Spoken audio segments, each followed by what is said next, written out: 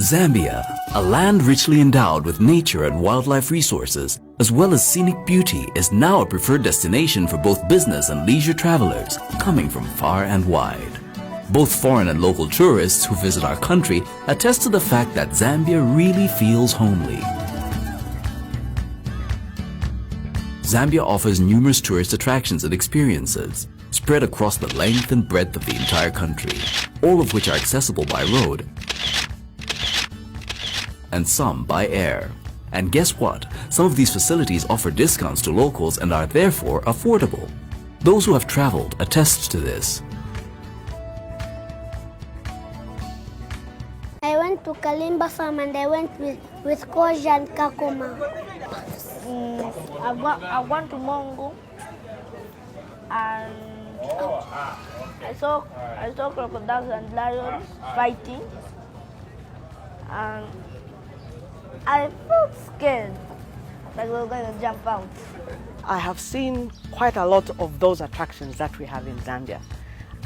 For instance, I've been to the source of the Zambezi River, and when you go to the source of the Zambezi River, you'll be so surprised because if you are at a certain angle, you are almost nearly in Congo or in Angola, and then you are in actually Zambia, and the source is just a trickle. Notably though, so much of what our country has to offer remains unexplored, especially by the locals.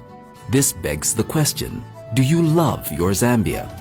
It is a common misconception that one can only be a tourist in a country outside their own, and yet an appreciation for a destination's facilities, restaurants, lodges, hotels, historical sites, game viewing adventures and other offerings begins with the local tourist.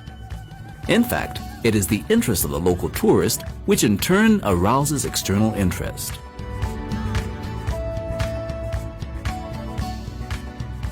Every Zambian is an ambassador. Wherever you go, you are representing our country, you are representing Zambia and where you come from. And you need to have something to say about it, and it needs to be true from your heart. People are going to ask you about your country, and you need to be able to say amazing things about your country. Domestic tourism is very important because most, like today, if we talk of tourism, we see a Mzungu coming with a bag, with a what, going for tourism, but that is not the case. We hear about tourism in that perspective, but it doesn't be like that. We always do tourism actually, even in Lusaka. Children will tell you, Dad, I want to go to Manda Hill, I want to go to Arcade. That is tourism. We should be the tourists within the nation. And it's not for Wazungu, it's for each and every Zambian to know where they come from, know our heritage, know our campsites, know each and every beautiful place.